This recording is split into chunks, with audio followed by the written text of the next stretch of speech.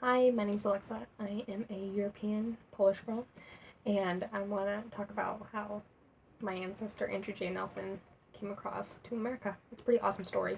He shows a great example on why we need to keep our heads up every day and why we need to keep fighting, because eventually we'll get where we need to be, but we need to take ourselves on that journey, and that's why I chose this story.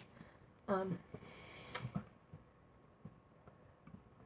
came across this family journal by Josephine Wisniewski, and it talked about Andrew J. Nelson and his journey.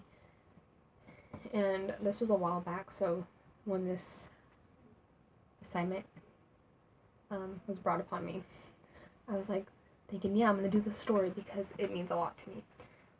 The Oregon Historic Landmarks, written by the DAR, the Oregon Coast Informational Land and Water Resources, written by the Pacific Northwest River Basin Commission, and the University of Oregon Libraries all confirmed my family's journal, which is cool because that means his story made historic landmarks historic lines, and more people know about his story, and I'm surprised that I'm just now looking more into it.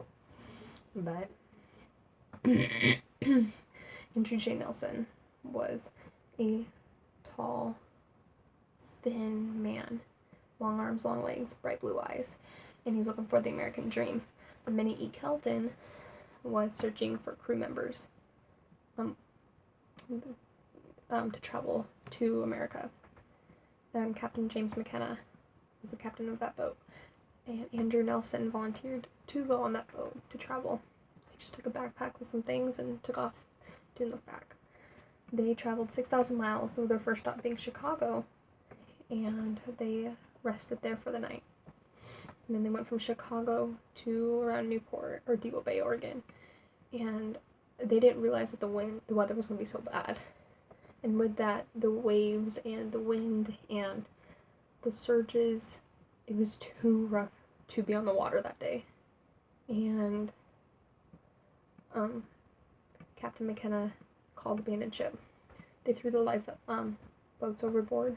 Some men jumped, some men stayed, some men got swept out to the ocean. There's about 7 or 8 men that was on the lifeboat with McKenna and Andrew Nelson, and they got swept out with the boat, not knowing where they were going.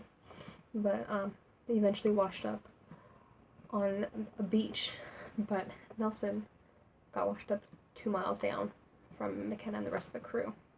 A farmer named Paul Shatterton was the first person to see the wreck from his homestead and report it to the Yaquina Bay Life Saving Station, and that's when they set out to go see if there's anyone that's still alive. With Andrew Wisniewski, he found Andrew Nelson with both his legs broken, and he took him back to his house, and he nursed him back to health. Eventually, Nelson and Wisniewski became families, and the best friends, so they conjoined with one of the women. Nelson became with one of the women, and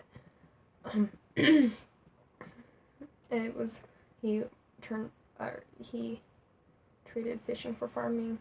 It was pretty amazing, but that's why I chose this story, because he provided a great example on why I need to keep fighting.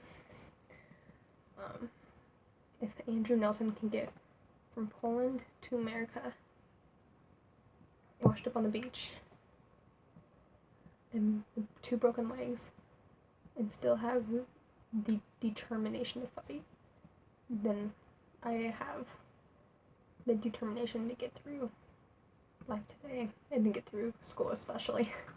But thanks for listening, guys. I hope you enjoyed my short story.